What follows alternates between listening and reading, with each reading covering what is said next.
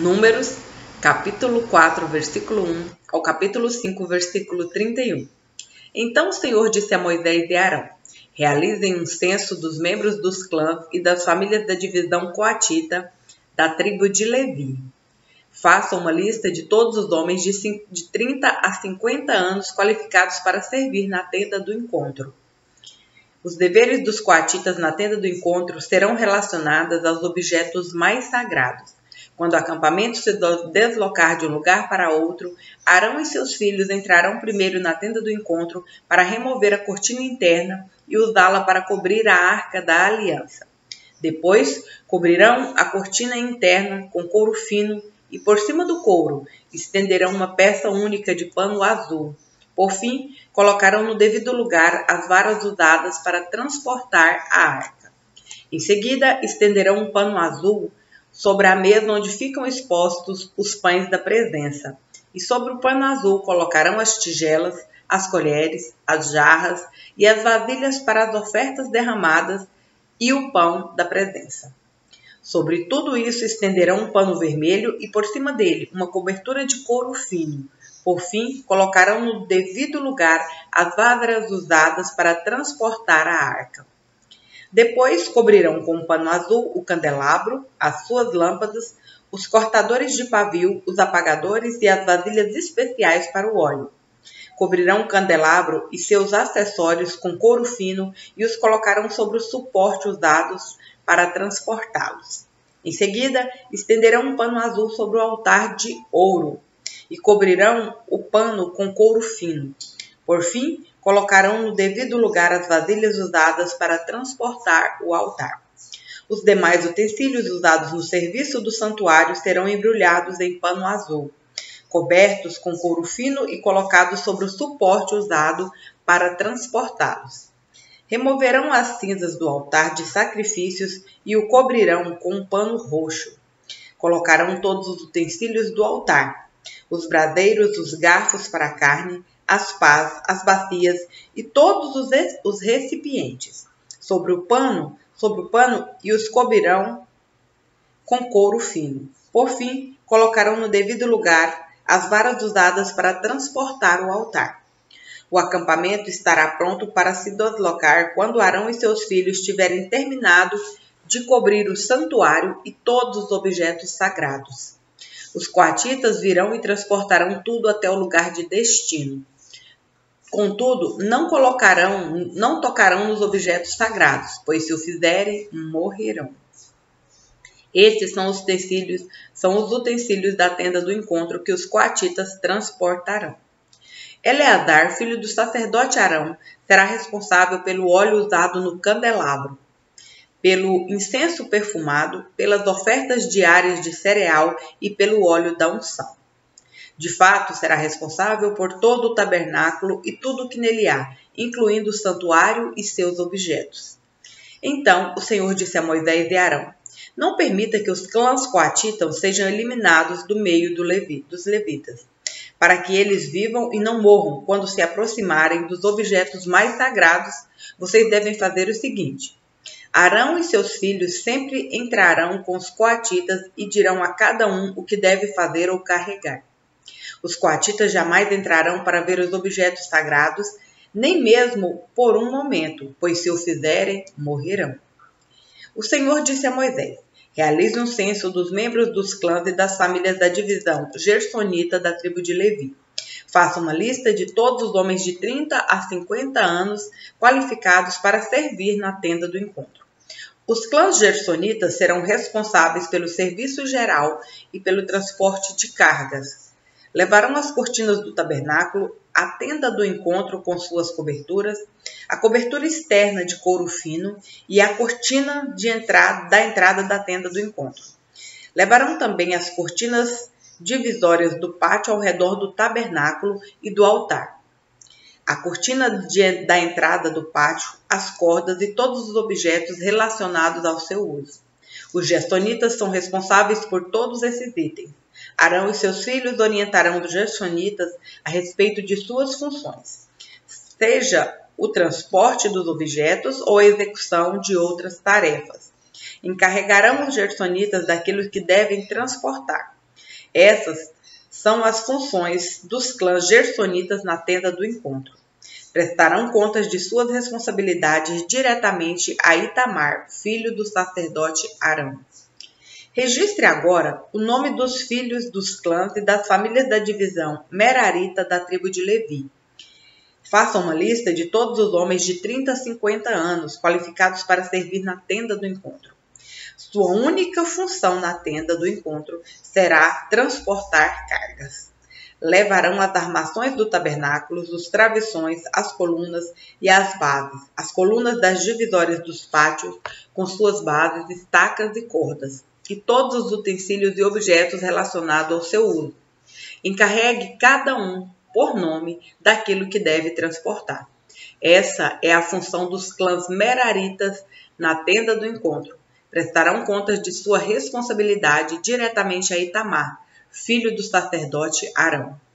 Moisés, Arão e os líderes da comunidade fizeram uma lista com os nomes dos membros da divisão coatita de acordo com seus clãs e famílias. A lista incluía todos os homens de 30 a 50 anos qualificados para servir na tenda do encontro, totalizando 2.750, de acordo com seus clãs.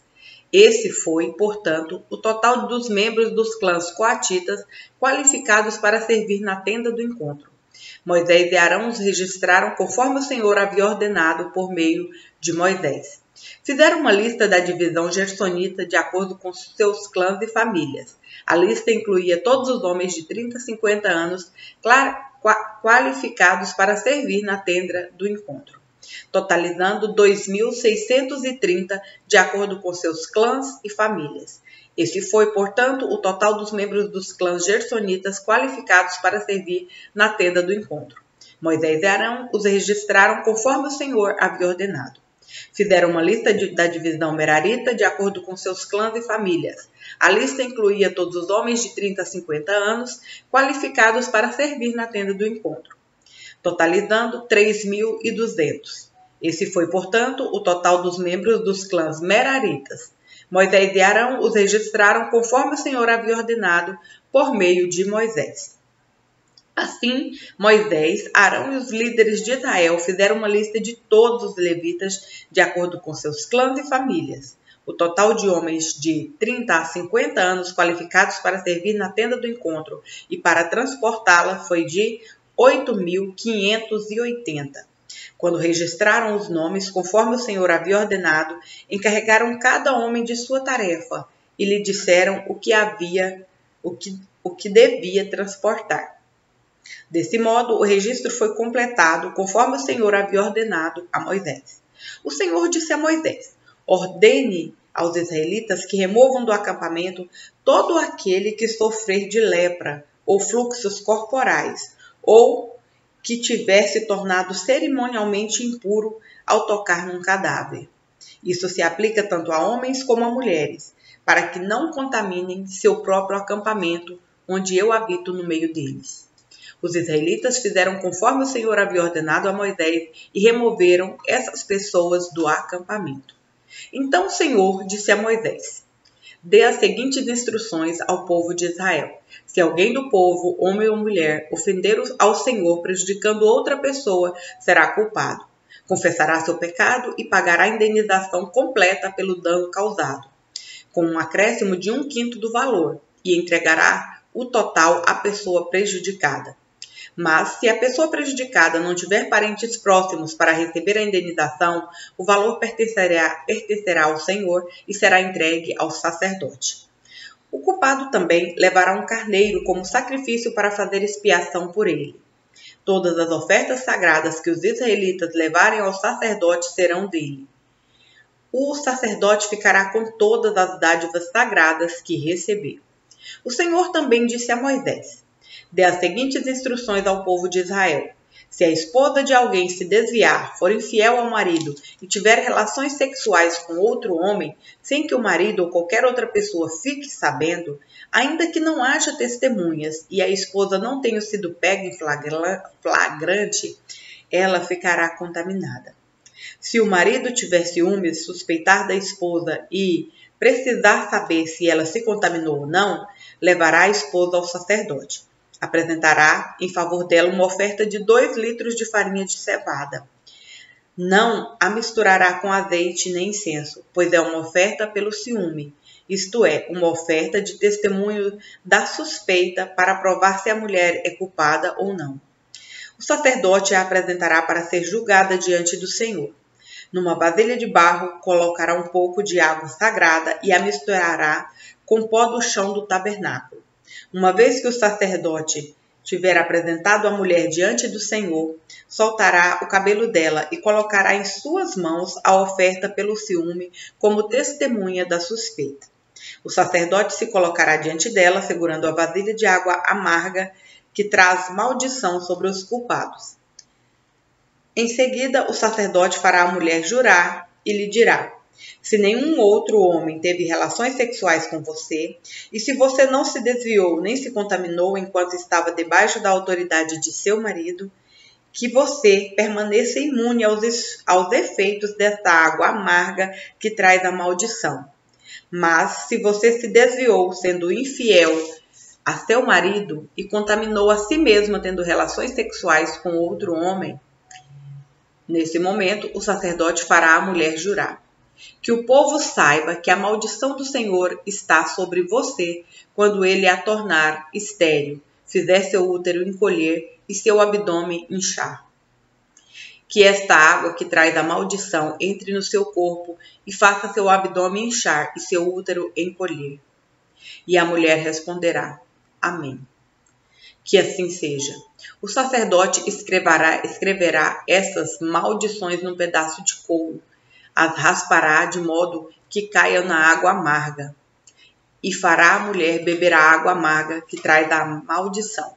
Se a mulher for culpada, quando a água entrar em seu corpo, lhe causará amargo sofrimento. Em seguida, o sacerdote tirará a oferta pelo ciúme da mão da mulher e a moverá para o alto diante do Senhor. Depois, levará a oferta até o altar. Tomará um punhado de farinha como oferta simbólica, queimando-a no altar, e exigirá que a mulher beba a água. Se a mulher tivesse contaminado, sendo infiel a seu marido, a água que traz maldição lhe causará amargo sofrimento. Seu abdômen inchará e seu útero encolherá, e ela se tornará maldição entre seu povo. Mas se não tiver se contaminado e estiver pura, não sofrerá castigo e poderá ter filhos. Essa é a lei ritual para lidar com a suspeita do marido. Se uma esposa se desviar e se contaminar enquanto estiver debaixo da autoridade do marido, ou o marido tiver ciúme e suspeitar que sua esposa foi infiel, ele a apresentará diante do Senhor, e o sacerdote aplicará em sua totalidade essa lei ritual. O marido será isento de toda a culpa nesse caso, mas a esposa será punida por seu pecado. Marcos, capítulo 12, versículos 18 ao 37. Depois vieram a Jesus alguns saduceus, líderes religiosos, que afirmavam não haver ressurreição dos mortos, e perguntaram: Mestre, Moisés nos deu uma lei segundo a qual, se um homem morrer sem deixar filhos, o irmão dele deve se casar com a viúva e ter um filho que dará continuidade ao nome do irmão. Numa família havia 7 irmãos. O mais velho se casou e morreu sem deixar filhos. O segundo irmão se casou com a viúva, mas também morreu sem deixar filhos.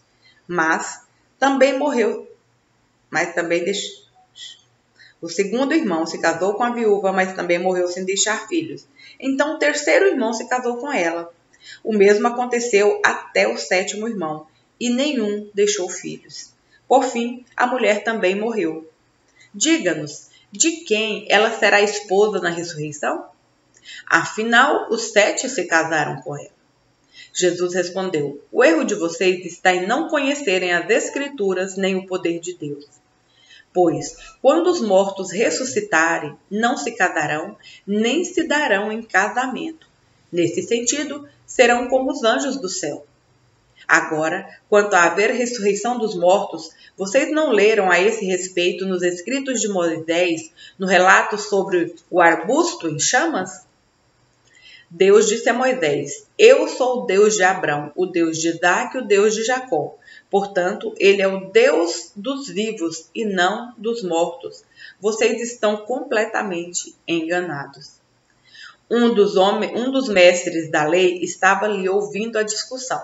Ao perceber que Jesus tinha respondido bem, perguntou: de todos os mandamentos, qual é o mais importante?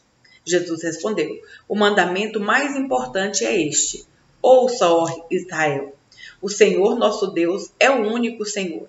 Ame o Senhor de todo o seu coração, de toda a sua alma, de toda a sua mente, de todas as suas forças. O segundo é igualmente importante. Ame o seu próximo como a si mesmo. Nenhum outro mandamento é maior que esses. O mestre da lei respondeu: muito bem, mestre. O Senhor falou a verdade ao dizer que só há um Deus e nenhum outro. E sei que é importante amá-lo de todo o coração, de todo o meu entendimento e de todas as minhas forças, e amar o meu próximo como a mim mesmo. É mais importante que oferecer todos os holocaustos e sacrifícios exigidos pela lei. Ao perceber quanto o homem compreendia, Jesus disse: você não está longe do reino de Deus. Depois disso, ninguém se atreveu a lhe fazer mais perguntas. Mais tarde, enquanto ensinava o povo no templo, Jesus fez a seguinte pergunta: por que os mestres da lei afirmam que o Cristo é filho de Davi? O próprio Davi, falando por meio do Espírito Santo, disse: o Senhor disse ao meu Senhor: sente-se no lugar de honra à minha direita, até que eu humilhe seus inimigos debaixo de seus pés. Uma vez que Davi chamou o Cristo de meu Senhor, como pode ser filho de Davi? E a grande multidão o ouvia com prazer. Salmos, capítulo 48, versículos 1 ao 14. Grande é o Senhor e muito digno de louvor, na cidade de nosso Deus, seu santo monte. O monte Sião, o santo monte, é alto e magnífico. Toda a terra se alegra em vê-lo. É a cidade do grande rei. O próprio Deus está em suas torres e se revela como seu protetor. Os reis da terra uniram forças e avançaram contra a cidade. Mas, quando a viram, ficaram espantados e fugiram aterrorizados. Foram tomados de medo e se contorceram de dores, como a mulher no parto. Tu os destruíste como os navios de Tarsis, despedaçados por um forte vento do leste. Tínhamos ouvido falar da glória da cidade, mas agora a vimos com os próprios olhos. A cidade do Senhor dos Exércitos é a cidade de nosso Deus, que a manterá segura para sempre. Ó Deus, em teu amor meditamos enquanto adoramos em teu templo. Como teu nome merece, ó Deus, serás louvado até os confins da terra. Tua forte mão direita está cheia de vitória. Alegre-se o povo no Monte Sião. Todas as cidades de Judá exultem por causa dos teus decretos. Percorram a cidade de Sião, vão e contem suas muitas torres. Observem os muros fortificados e caminhem por todas as cidadelas, para que possam descrevê-las às gerações futuras. Pois assim é nosso Deus. Ele é nosso Deus para todo sempre e nos guiará até o dia de nossa morte. Provérbios, capítulo 10, versículo 26. Como vinagre nos dentes ou fumaça nos olhos, assim o preguiçoso irrita seus chefes.